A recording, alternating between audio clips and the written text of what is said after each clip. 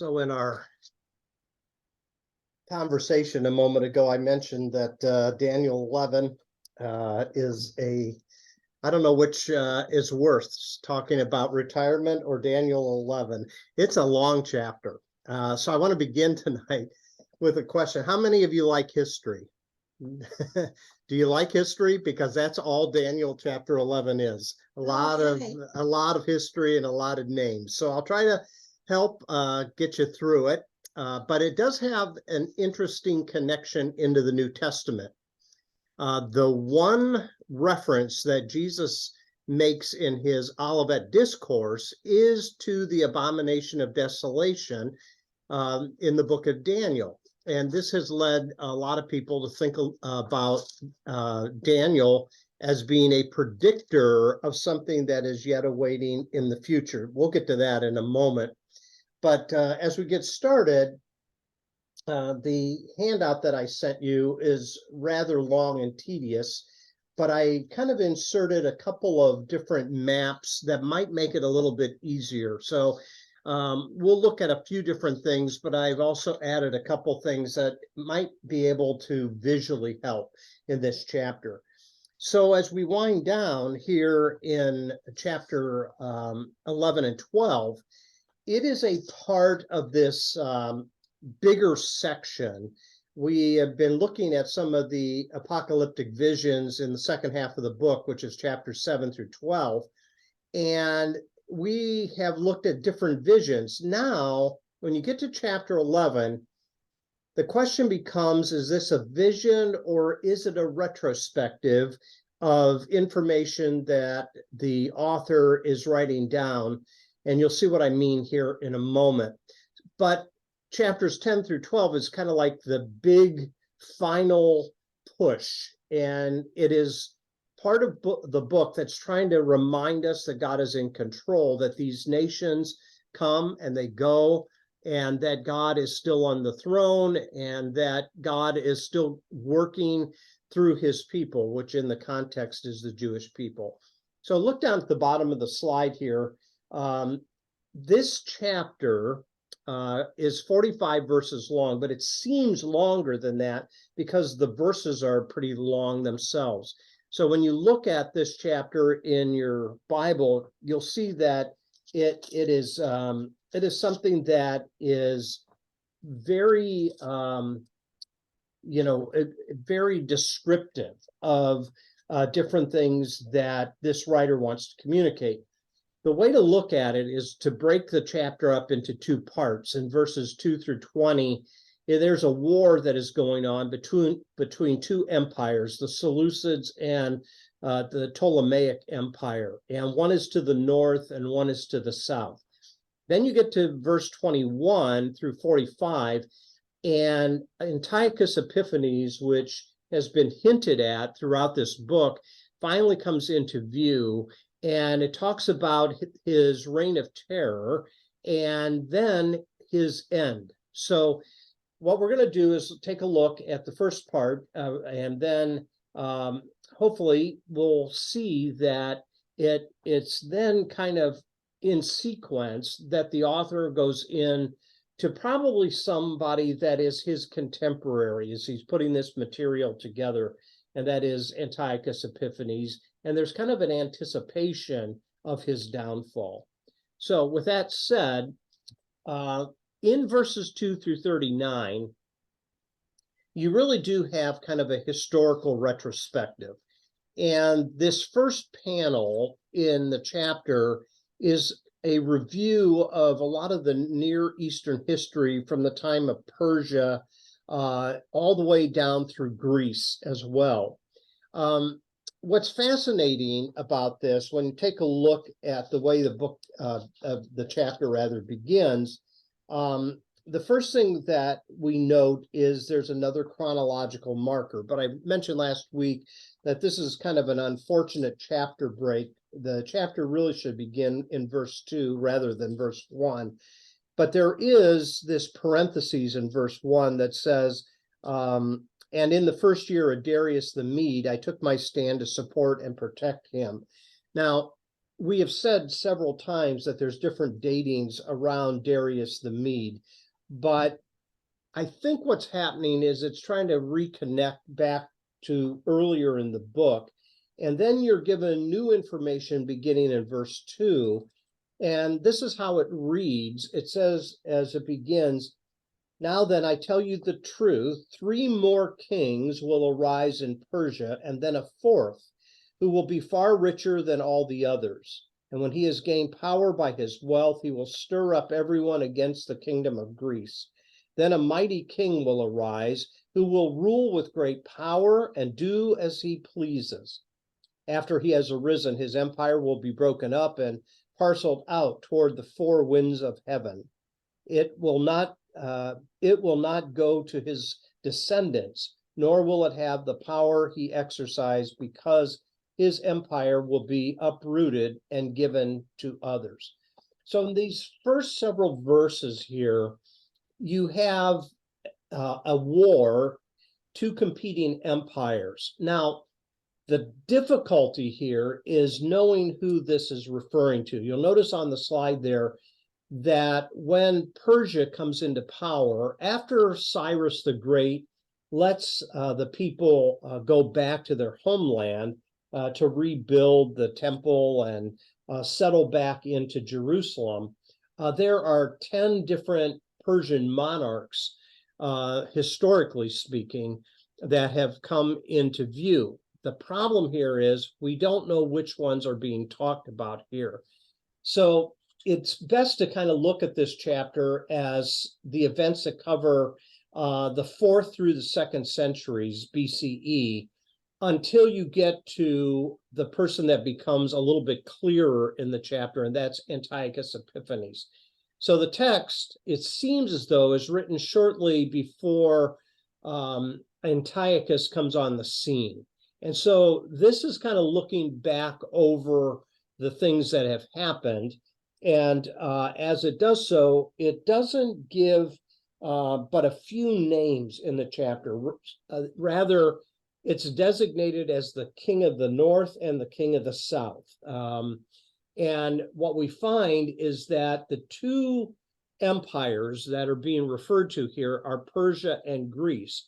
But being able to pinpoint with accuracy the identification of these kings is conjecture at best.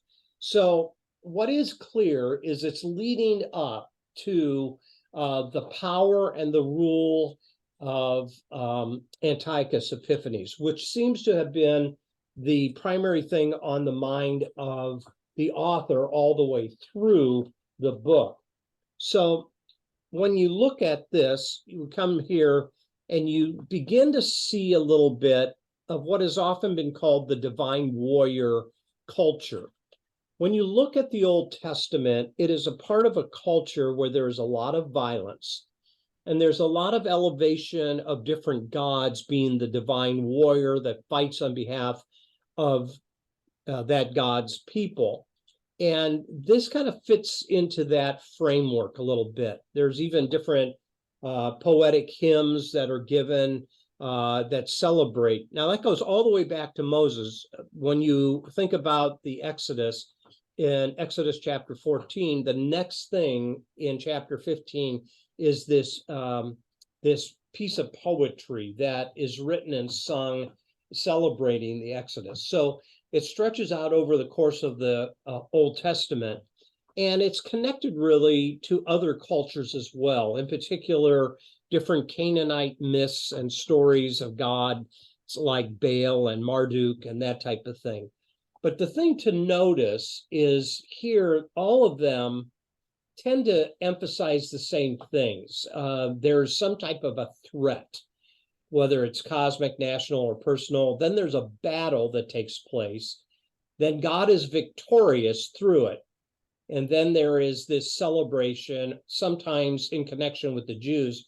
There's a procession to Jerusalem, and there's a subsection of Psalms called the Ascent Psalms that were usually sung as they traveled into Jerusalem.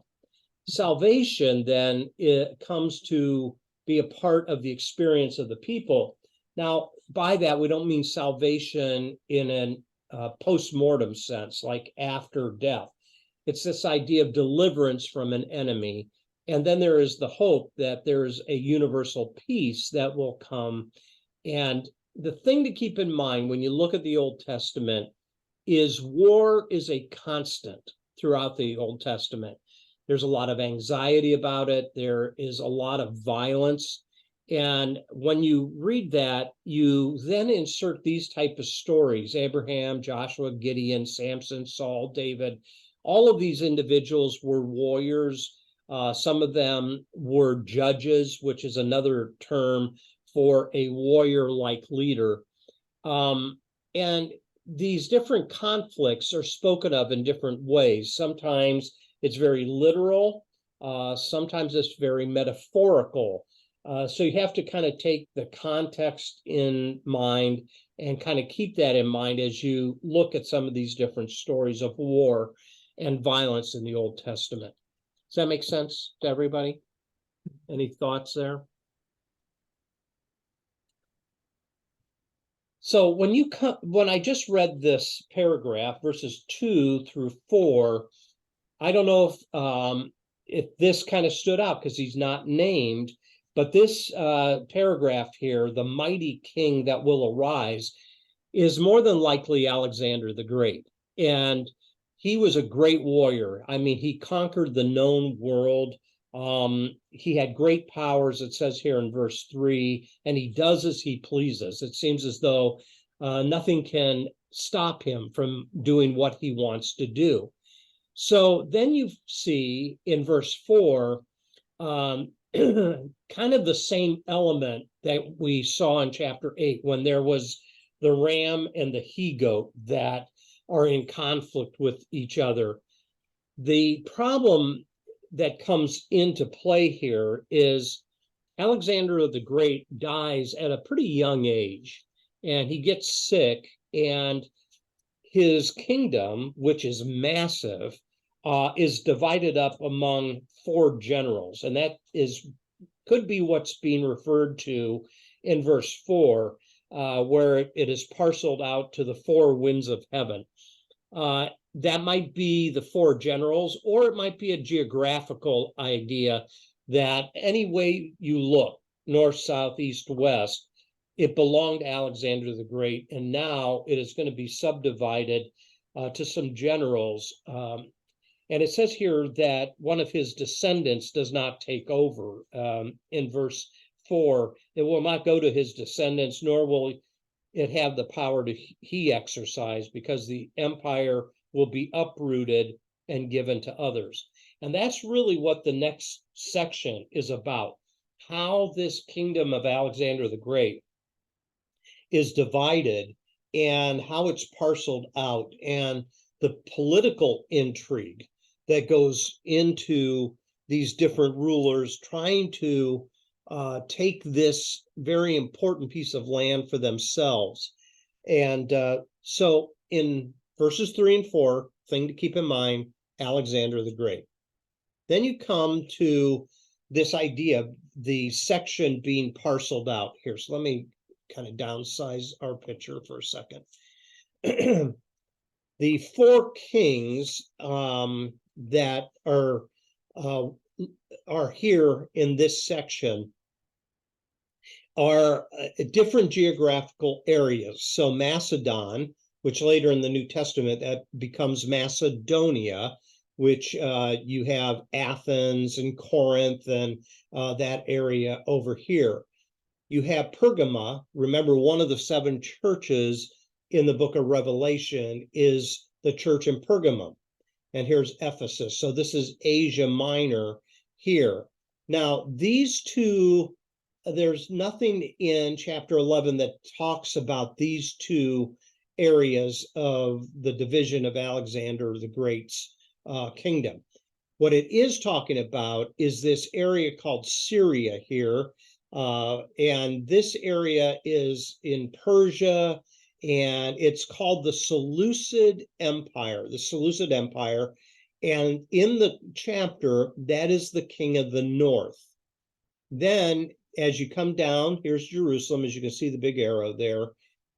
You come down and you move into the south, and this is Egypt down here. And this is the Ptolemaic Empire. And in chapter 11, that is the king of the south. So the thing to keep in mind is the king of the north is the Seleucid Empire. It's up here in Syria, which includes Asia Minor in the New Testament. There you see Laodicea, which is another church, one of the 7 churches in Revelation. Then you have the king of the south, which is Egypt down here. And so just kind of keep those 2 things in mind as we read through the next section of the chapter. These are the 2 kings. Now, they're designated as king of the north and king of the south, but as I mentioned a moment ago, there's not names that is given in the chapter. So when you have a multitude of different kings, it might be that it's referencing one particular king, or it might be talking about how the reign of this empire and this empire is in conflict with one another. So just kind of keep that in mind, and we'll try to put some names to it, but I think it's one of those things that you have to kind of keep in mind as you're looking at the chapter, that we're not actually told who these kings are. So with that in mind, so you come to the next paragraph here, and the kings of the south and the north, we're given information. Now, in this section here, it really runs from verse 5 through verse 20. And I'll read that. I don't know how to do it other than just to read it first and then pick out some things that I think are pertinent that relate to some of what biblical scholars think are the individuals that are involved. So beginning in verse 5, it says, "The king of the south will become strong, but one of his commanders will become even stronger than he and will rule his own kingdom with great power. After some years, they will become allies, and the daughter of the king of the south will go to the king of the north to make an alliance. But she will not retain her power, and he and his power will not last.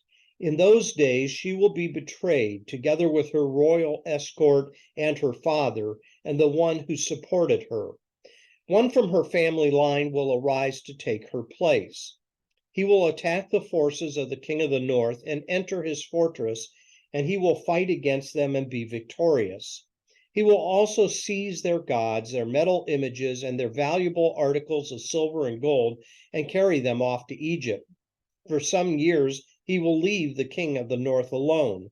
And then the king of the north will invade the realm of the king of the south, but will retreat to his own country. His sons will prepare for war and assemble a great army, which will sweep on like an irresistible flood and carry the battle as far as his fortress. Then the king of the south will march out in a rage and fight against the king of the north, who will raise a large army, but it will be defeated. And when the army is carried off, the king of the south will be filled with pride and will slaughter many thousands, yet he will not remain triumphant. For the king of the north will muster another army larger than the first, and after several years, he will advance with a huge army fully equipped. In those times, many will rise against the king of the south, and those who are violent among your own people will rebel in fulfillment of the vision, but without success. And then the king of the north will come and build up siege ramps and will capture a fortified city.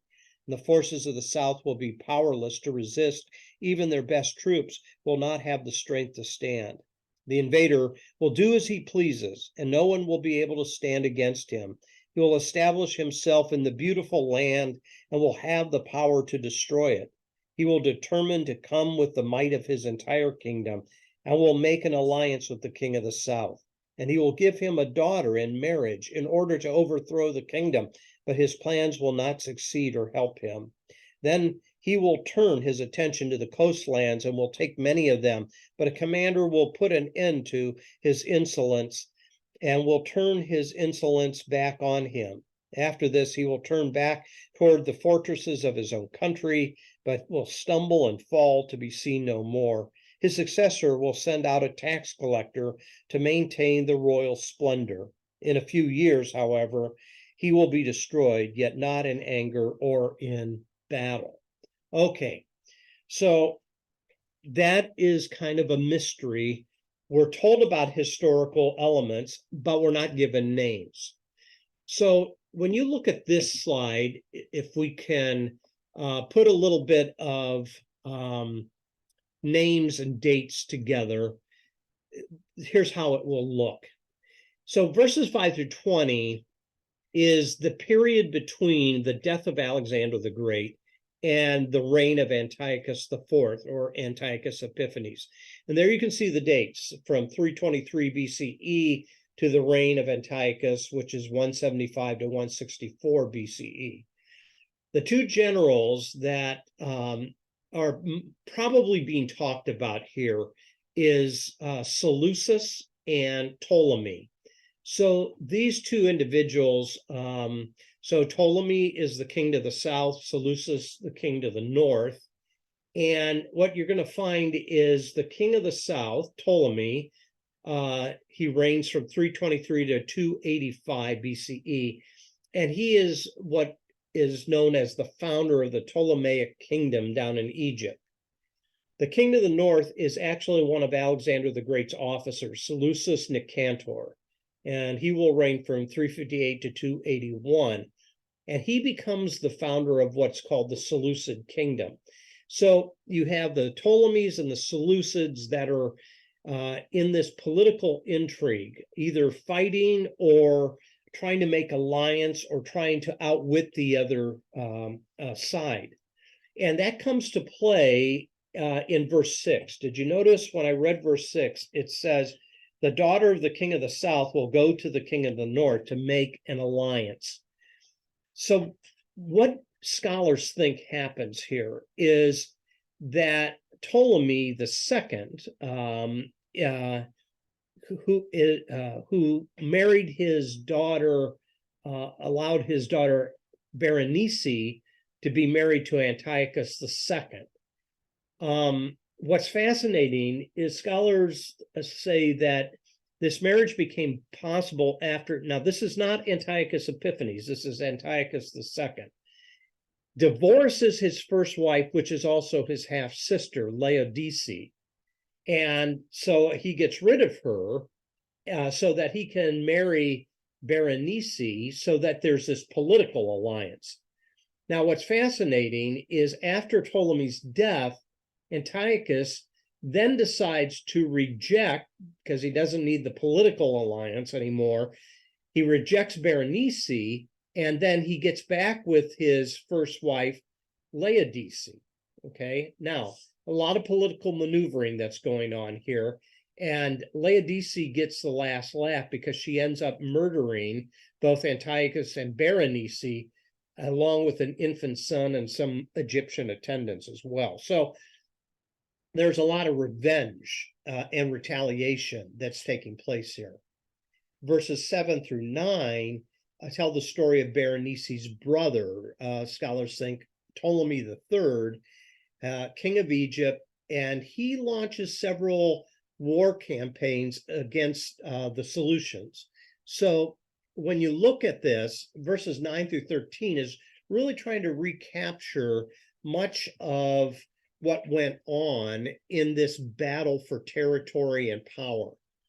Verses 10 and 11 probably is referring to a battle down in Raphia, which was a part of Antiochus III's campaign. So now we've seen Antiochus II and the third, and we'll eventually get to the fourth.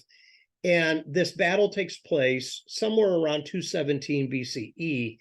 And what we find is the description, it's not in this chapter, but other historical elements suggests that Antiochus III brought 62,000 infantry, 6,000 cavalry, 102 war elephants, matched against 70,000 infantry, 5,000 cavalry, and 73 elephants of Ptolemy. Now, that seems to be an exaggeration. I mean, when you think about the amount of soldiers, and when you think about the amount of animals and chariots and all that type of thing, it seems as though this is kind of exaggerated. But the point, I think, is it seems to have been a pretty big battle. And Ptolemy IV is victorious, and that's when he settles into a peace settlement with Antiochus III. And then that must be the meaning of verse 9, where he returns to his own land. In other words, they somehow forge a peace treaty. Now, some of this background information, again, comes from apocryphal type books, Third Maccabees.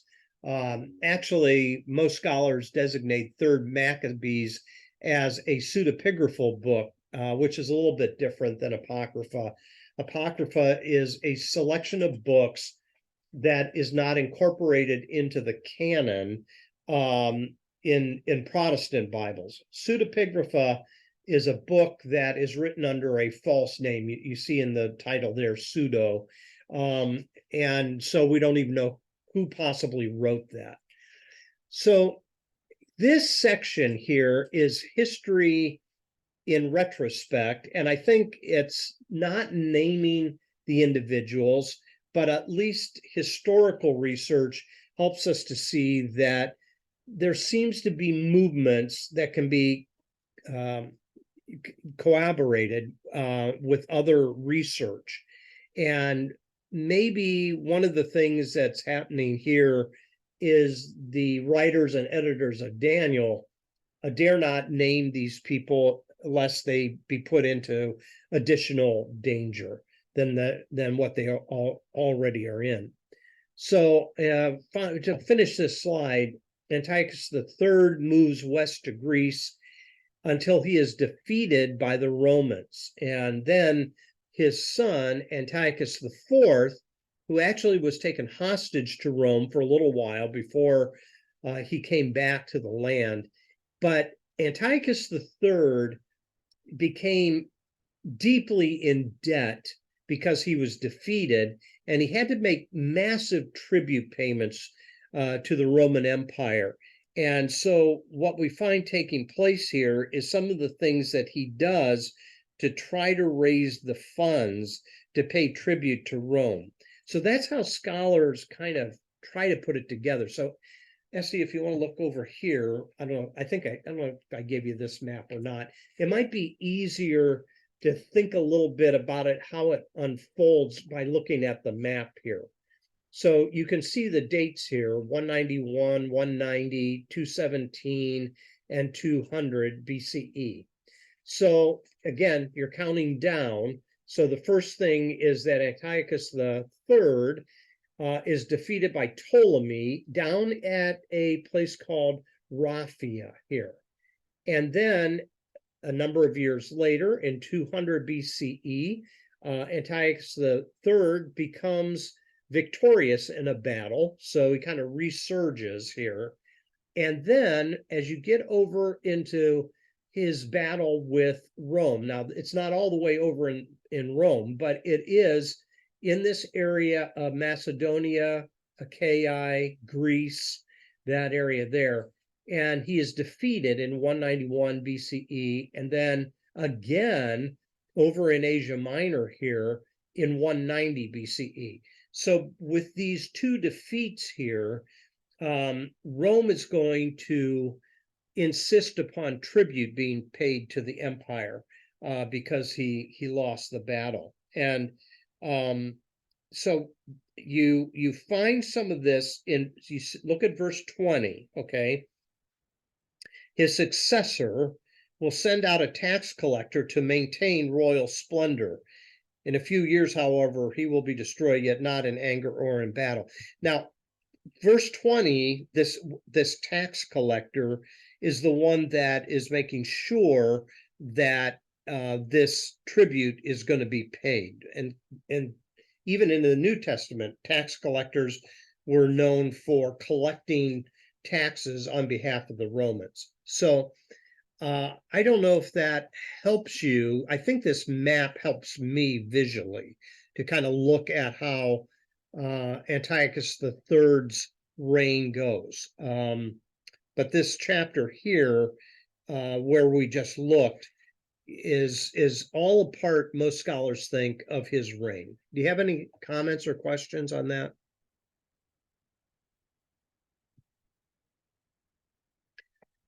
Then that brings us down to verse 20. And verse 20 is where we begin to transition to this man by the name of Antiochus Epiphanes. Now, technically, he is Antiochus IV.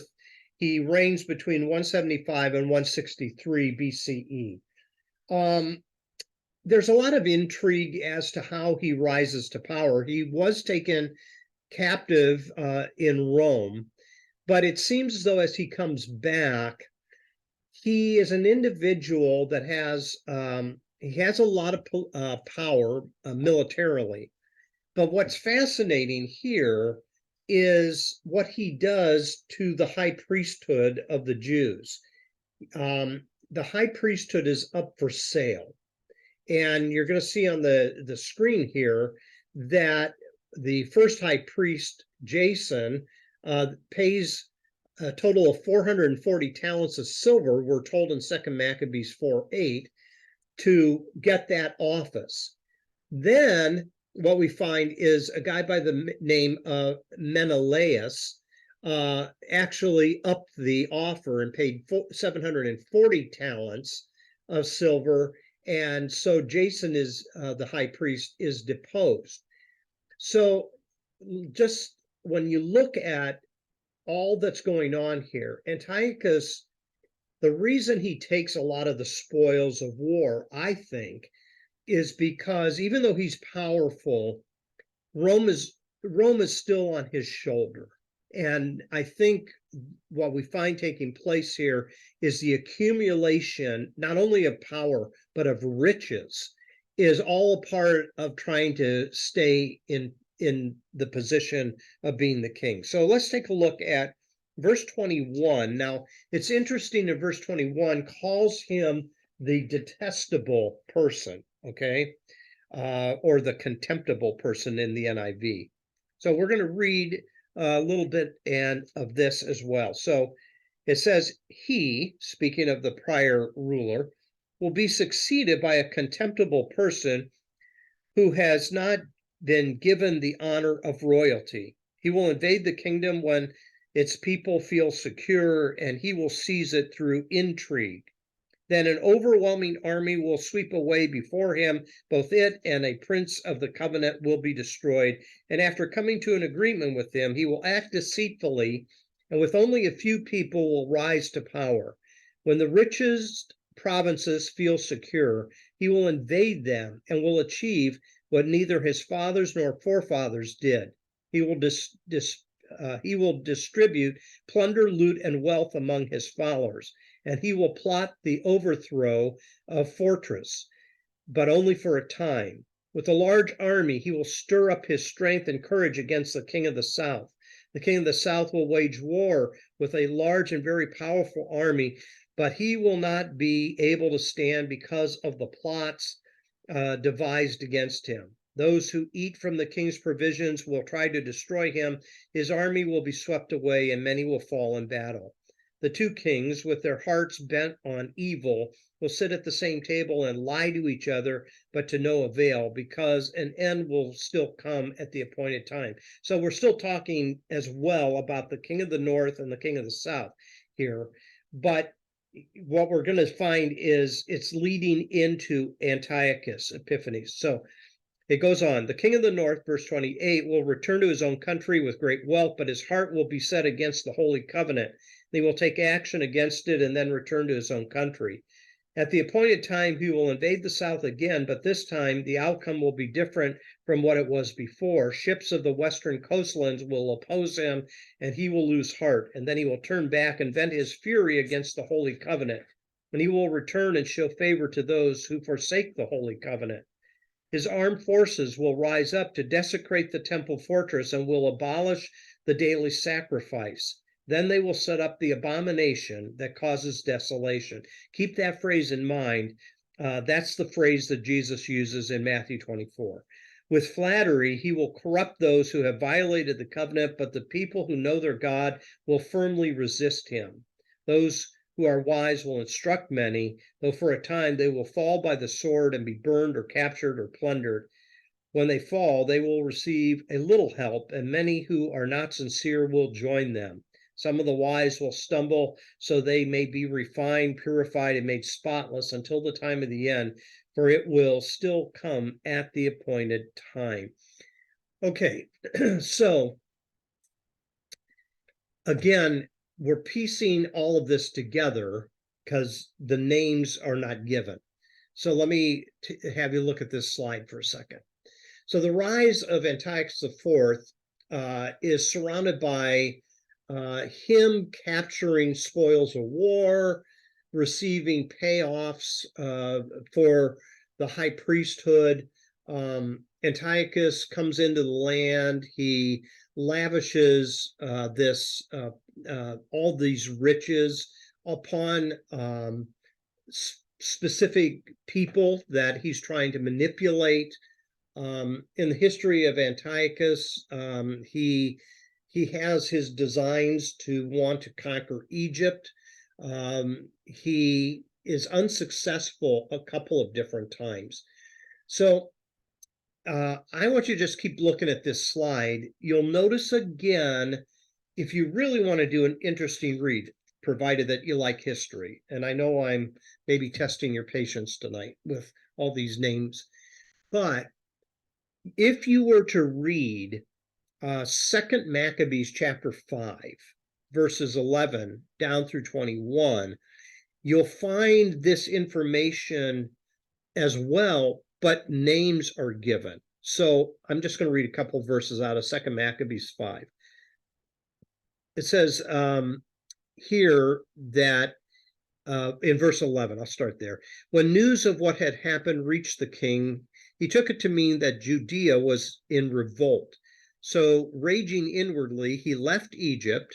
So he's doing a campaign in Egypt, and he took the city by storm. He commanded his soldiers to cut down relentlessly everyone they met and to kill those who went into their houses. We're seeing this happen before our very eyes right now with what's happening over in Israel and Gaza. Then there was a massacre of young and old, destruction of boys, women, and children, and slaughter of young girls and infants.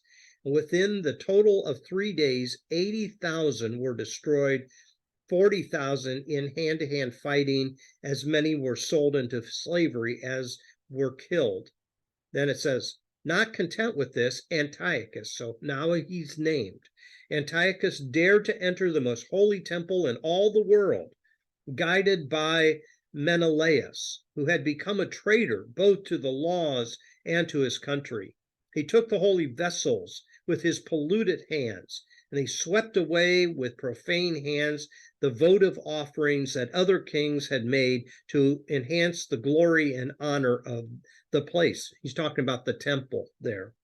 Antiochus was elated in spirit and did not perceive that the Lord was angered for a little while because of the sins of those who lived in the city, and that this was the reason he was disregarding the holy place.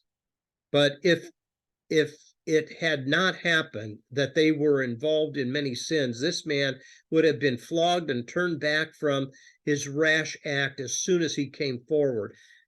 In other words, the writer of 2 Maccabees is saying, you know what, it's all the fault of the people because they had turned from God.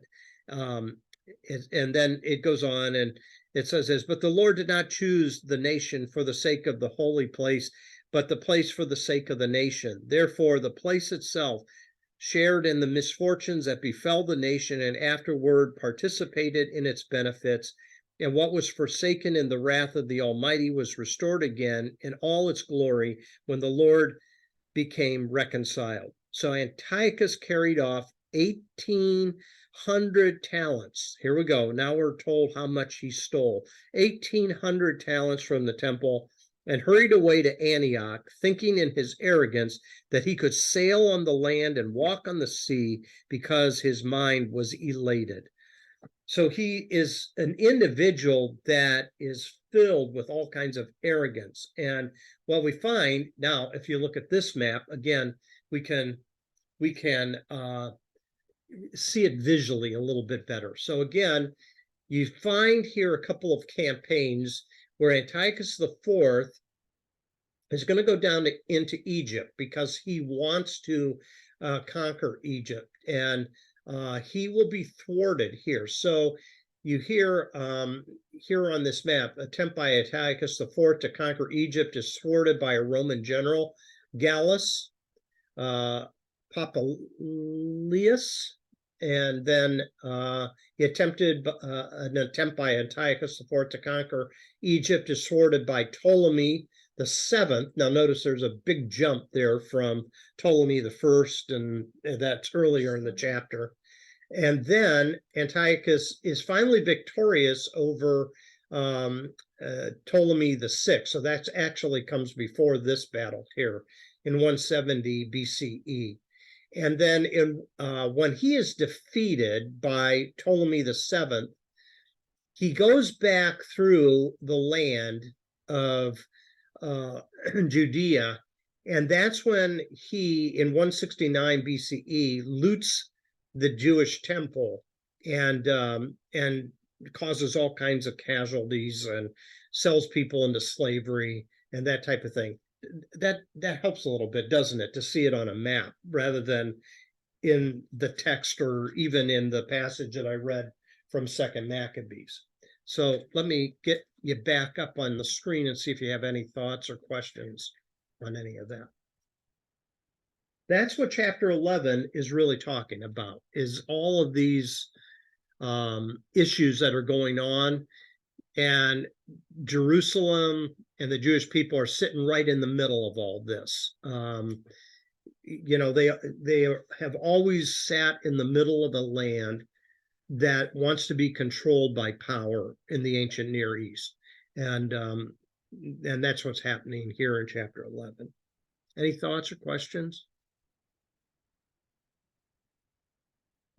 Okay, so let's come now to this abomination of desolation for a moment.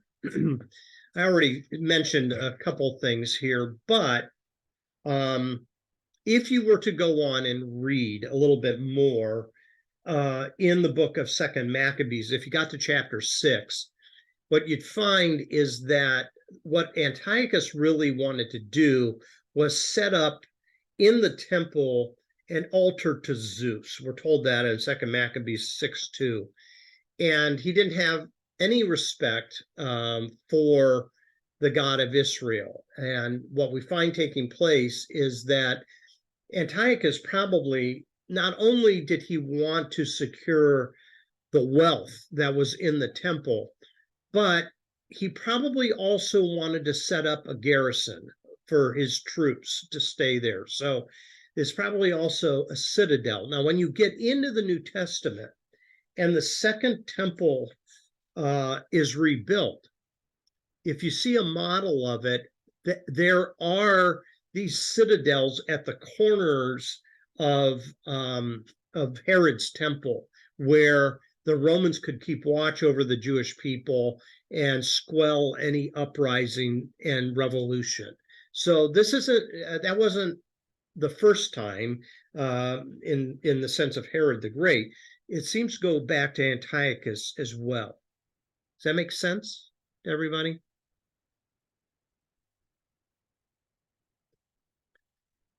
So let's come back to chapter 11 of Daniel. And here's what happens now. Here we see the end of Antiochus. And in verse 40, it says, at the time of the end of the king of the south will engage him in battle, and the king of the north will storm out against him with chariots and cavalry and a great fleet of ships. So there's this huge war that is developing, and he will invade many countries and sweep through them like a flood. He will also invade the beautiful land, that is Judea, Jerusalem, the promised land, and many countries will fall. But Edom, Moab, and the leaders of Ammon will be delivered from his hand. So there's something going on here, because in the Old Testament, Edom, the Edomites, the Moabites, and the Ammonites are all enemies of Israel. So there's probably some alliances that are being made there. Verse 42, he will extend his power over many countries. Egypt will not escape, and he will gain control of the treasures of the gold and silver and all the riches of Egypt, with the Libyans and Cushites in submission. But reports from the east and the north will alarm him, and he will set out in a great rage to destroy and annihilate many. He will pitch his royal tents between the seas at the beautiful holy mountain. Yet he will come to an end, and no one will help him. So what we're told is he's going to come to an end. Now, here's the problem with this paragraph. Scholars said this never happened. In other words, Antiochus never conquered Egypt. So what happens is a lot of scholars within evangelicalism say this last chapter, this last paragraph, is still awaiting a fulfillment in the future, because Jesus mentions in Matthew 24, and we're going to go there in a second, this abomination of desolation. So this paragraph that I just read, verse 40 down through 45, becomes a key text, just like the 70 weeks that we talked about, in a template for end time events within certain theologies or certain schematics that are drawn up. Now, since we in the West have been inundated with that template through the Left Behind series, a high concentration and even obsession with end time events in the 70s, like Great Planet Earth, Hal Lindsey's book kind of ignited that interest, and so everybody was looking into Daniel and more so into the book of Revelation to see when all these events are going to occur. And then you have this very complex structure and you've seen different versions of it. I don't care if it's in the Ryrie Study Bible, or Clarence Larkin has a book that's got all kinds of elaborate drawings and that type of thing. But this is where it begins, is in Daniel chapter 11 and earlier, that we saw the 70 weeks of Daniel. So all of this is given, I guess, a little bit of justification, because Jesus does seem to be giving us a picture of a coming apocalypse in Matthew chapter 24. As I mentioned a moment ago, though, at the end of verse 39, there is this significant transition into events that scholars say, we can't find any evidence that this ever happened. There's no ancient sources that tell us of a counterattack upon Antiochus by Ptolemy, the looting of Egypt, the Susan tree over Libya and other places, that type of thing. So we're at a point where the writer begins, I think, to anticipate the future rather than look back on it retrospectively. It may be that the writer is anticipating the downfall of Antiochus and is trying to envision, like political commentators do today. So you turn on TV and political commentators try to surmise what's going to happen now between Israel and Gaza and Hamas and all that type of thing. And some of them will have keen insights and some of them will be dead wrong. There is that element here as well in chapter 11. So this anticipation of how this is going to end and how Israel is going to be elevated back to its chosen position, how the temple will regain its glory, and that type of thing.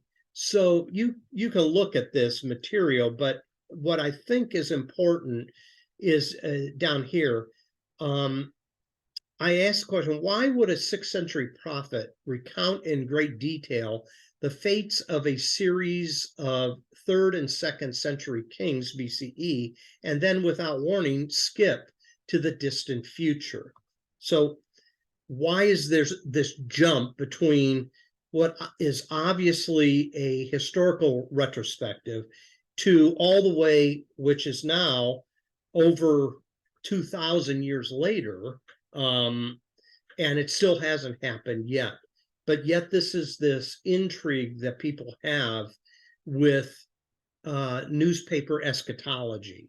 And we're right in the middle of a news cycle right now with Israel and Hamas, where I will bet that there's going to be a lot of articles and a lot of sermons that are going to say, we're at the end. This is it. Jesus is coming, that type of thing. The thing to remember is what Jesus says. No man knows the time. No man knows the day. And the other thing to keep in mind is people have been anticipating the return of Christ now for over 2,000 years. So we have to be very careful, because what happens is a lot of people love to make predictions why Jesus is, 88 reasons why Jesus is coming in 1988. Okay, well, that's come and gone. And you have people like that all the time. And instead of just saying, okay, the Lord's going to set up his kingdom, he's in control, we're obsessed with trying to put dates and timelines and chronologies to things. And I think that can be a little bit dangerous. And so something to keep in mind. But any comments, questions before I get to Matthew 24, and that's where we're going to end our night.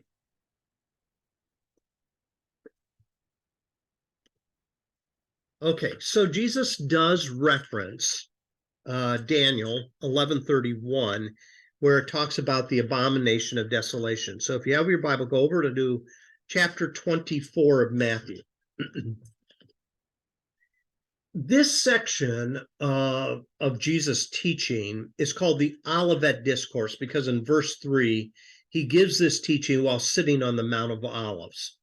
So his disciples are asking him, Jesus, when are you going to come? And when is going to be the end of the age? Which is a way of saying, when are you going to get rid of our enemies? When are you going to conquer Rome? So Jesus is leaving the Temple Mount. In verse 1, he's leaving the Temple Mount and he's walking with his disciples. And then all of a sudden he says, do you see all these things? Truly, I tell you, not one stone here will be left on another. Every one will be thrown down. He's talking about the destruction of this temple. And this temple will come down in 70 AD. The Roman general Titus will, because of an uprising by the Jewish people, will invade Jerusalem and will burn the temple to the ground. Parts of it are left standing, and Bud and Shelley just saw part of that at the Wailing Wall when they were in Jerusalem. But for the most part, the sacrificial system, the high priesthood, all these things are destroyed because of the destruction. Now, what's fascinating here is in Matthew 24, the disciples say, when is your coming and when is the end of the age? Then Jesus goes into a rather long explanation in chapter 24, and he says, okay, keep an eye out for these things. Verse 4, watch out that no one deceives you, for many will come in my name, claiming I am the Messiah, and will deceive many. You will hear of wars and rumors of wars, but see to it that you are not alarmed. Such things must happen, but the end is still to come. Nation will rise against nation and kingdom against kingdom. There will be famines and earthquakes in various places, and these are all the beginning of birth pains. So then he keeps going. But if you jump to verse 15, here's where he references Daniel. So when you see standing in the holy place, the abomination that causes desolation, spoken of through the prophet Daniel, let the reader understand, and let those who are in Judea flee to the mountains. Let no one on the housetop go down to take anything out of the house. Let no one in the field go back to get their cloak. How dreadful it will be in those days for pregnant women and nursing mothers. Pray that your flight will not take place in winter or on the Sabbath, for then there will be great distress, unequaled from the beginning of the world until now, and never to be equaled again. So Jesus references Daniel. However, he is referencing his generation, and he's saying there's not going to be a stone left upon another in the temple. And here's what you're going to see. You're going to see wars and rumors of wars, and there's going to be this abomination that causes desolation. Now, what is he talking about there? It may be that what's happening here is he's drawing upon Daniel as an illustration for what will happen within their lifetime. So this desolating sacrilege does happen when the Romans come in 70 AD, and they will set up their Roman standards in the temple as they attack, and it desecrates the temple just like Antiochus IV did. The first century fulfillment of all these events would culminate really with the destruction of the temple. Here's where you'll get different theological systems trying to take all this material and sort it out. So some scholars believe that the events of Daniel and the first century are a prediction of a fulfillment at the time Christ will return.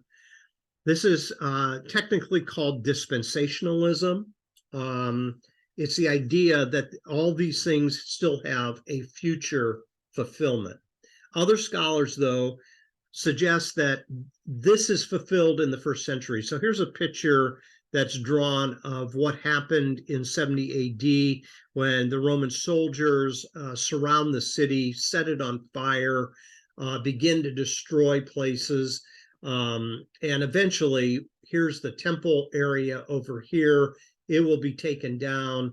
And the only, like I said before, the only part that's really kind of left standing is the Wailing Wall, which becomes this sacred place for Jews who still look back all these years and still are praying and hoping that a temple could be restored. But I thought this picture was interesting because it kind of gives you the pathos of what is being talked about in Matthew chapter 24.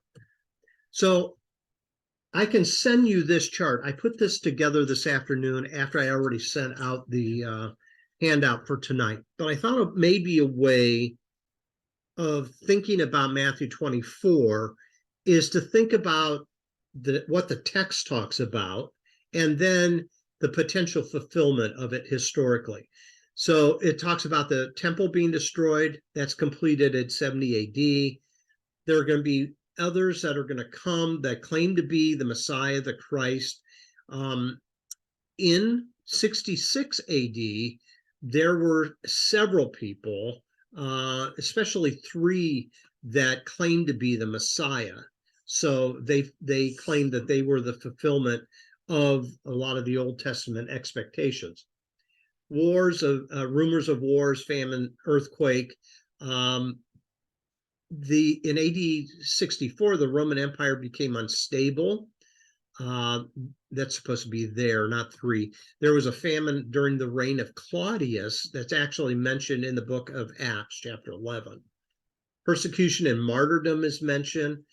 It's fascinating that most of the disciples died a martyr's death. Many will fall away. Paul references, even in some of his latter epistles, that many have abandoned the faith during the troubled times that he was trying to spread the good news. False prophets, some of these false prophets urged the revolt that started in 66 AD that eventually led to the destruction in 70 AD. Then finally the temple is profaned.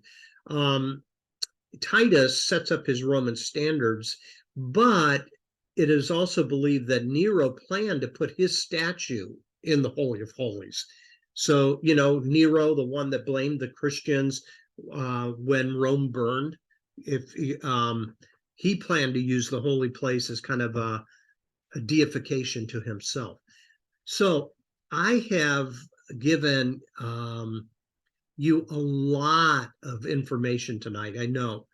And if you don't like history, I apologize. But I don't know how you make sense of this chapter without getting into what potentially happened historically. It's wide open to you. What are your thoughts? You have some questions, some comments that you want to make? So the thing to keep in mind is there's always more than one way to look at various things in the scripture. And usually, depending on the church we go to or the books that we read, we usually are limited to one perspective.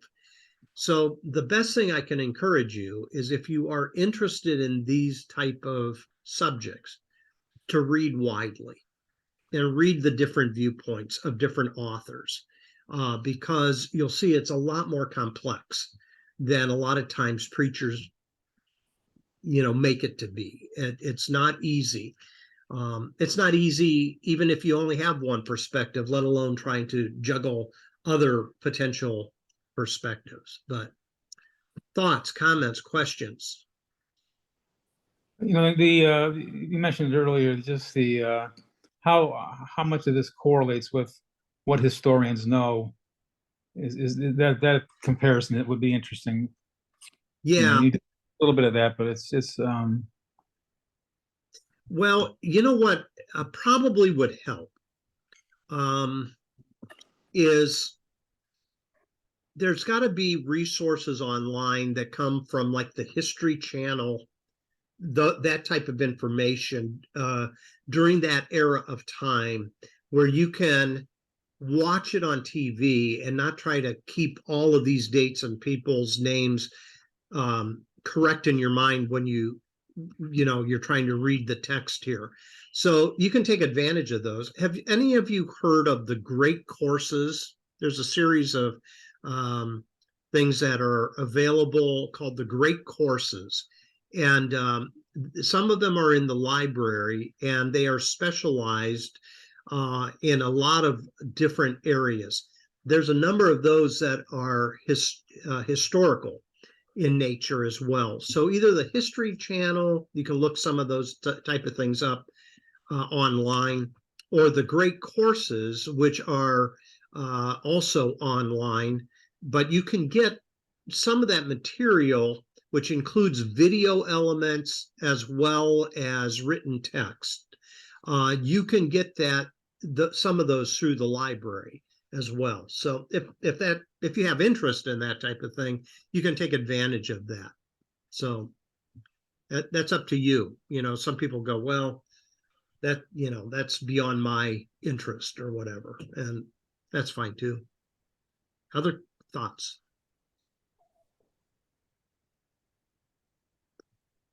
So it's something that's complex, and at times it can get really intense.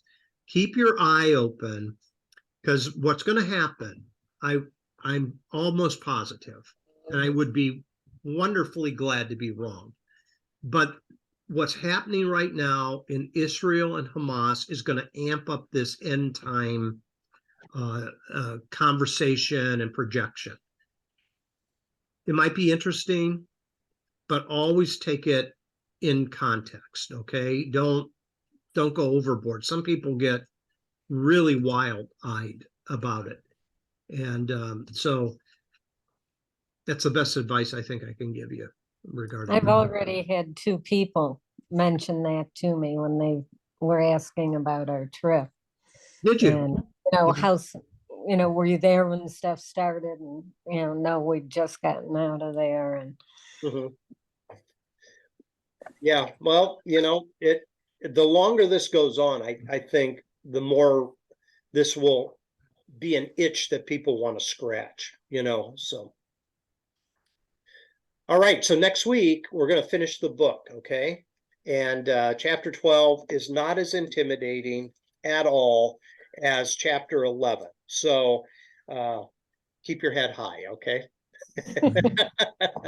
All right, we'll call it a night. I hope you have a great rest of the week, and we'll finish next week, okay? Thanks, Larry. thank you.